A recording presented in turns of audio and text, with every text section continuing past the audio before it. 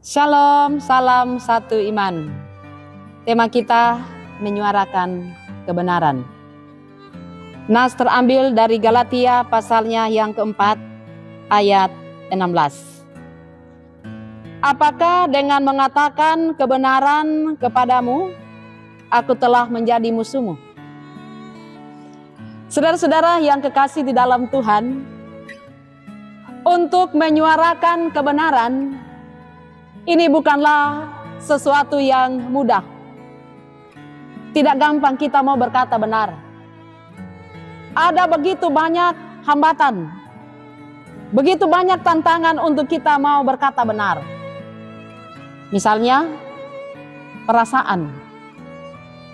Banyak orang yang gagal untuk menyuarakan kebenaran karena menjaga perasaan. Nanti hubungan saya dengan dia tidak baik. Nanti dia kecewa. Nanti dia marah sama saya. Biarlah seperti ini, nanti juga dia tahu sendiri. Itu adalah ungkapan-ungkapan di mana seseorang terhalang karena perasaan untuk menyuarakan kebenaran. Ada juga orang yang tidak mau menyuarakan kebenaran karena perasaan takut terintimidasi. Apalagi kalau ia melihat, saya ini tidak siapa-siapa, bukan siapa-siapa. Kita ini adalah orang yang minoritas. Saya ini hanyalah bawahan. Nanti kalau saya mengatakan atau menyuarakan kebenaran, jangan-jangan saya nanti dipecat atau picah belanga. Sehingga begitu banyak orang yang tidak bisa menyuarakan kebenaran. Dan juga alasan yang lain untuk seseorang seringkali tidak mau menyuarakan kebenaran. Karena dengan tidak menyuarakan kebenaran, ia juga mendapatkan untung. Contohnya, saudara-saudara, banyak orang yang mau berkompromi, bersekongkol, supaya ia juga boleh menikmati hasil dari ketidakbenaran itu.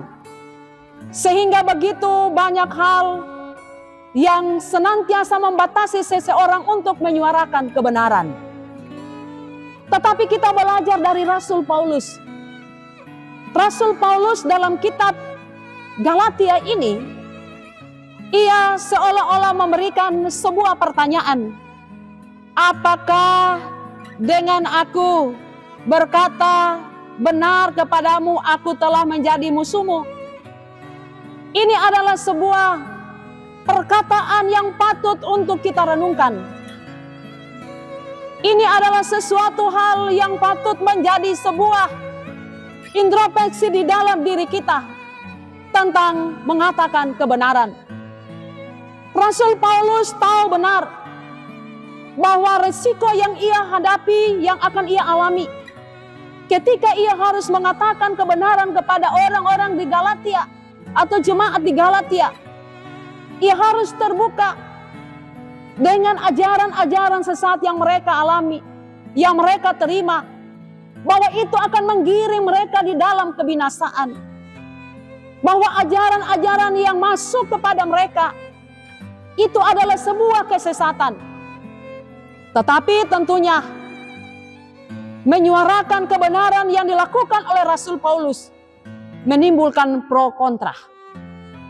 Tetapi apapun itu yang terjadi di kalangan jemaat atau masyarakat pada waktu itu tidak mengurungkan niat dari Rasul Paulus untuk terus menyuarakan kebenaran. Karena apa?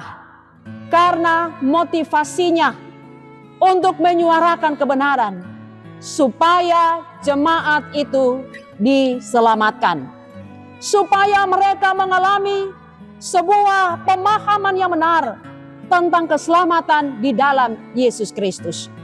Karena itulah apapun yang terjadi, ia tetap menyampaikan hal-hal yang benar, sehingga itu akan menolong mereka untuk tetap menjaga ajaran yang ia telah sampaikan, untuk tetap berpegang kepada Yesus Kristus. Kita pun demikian.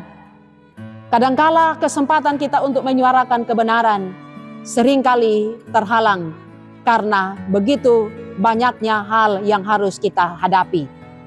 Seperti perasaan tadi, takut, dan lain-lain. Nah, itu melalui Rasul Paulus, mari kita terus berpegang teguh, tetap berani menyuarakan kebenaran. Karena dengan demikian, kita akan menolong orang lain yang dalam keadaan yang salah untuk kita bawa kembali kepada jalan yang benar. Mari kita berdoa. Tuhan Yesus, kami memohon kepadamu, kiranya firman Tuhan yang kami renungkan pada saat ini akan menjadi pedoman dan petunjuk bagi kami untuk kami mampu menyuarakan kebenaran apapun risiko yang kami hadapi. Biarlah dengan kami menyuarakan kebenaran, kami akan menyampaikan atau memberitakan Kristus melalui apa yang sudah kami nyatakan. Terima kasih Tuhan, inilah doa kami di dalam nama Tuhan Yesus. Amin. Tuhan memberkati, salam satu iman.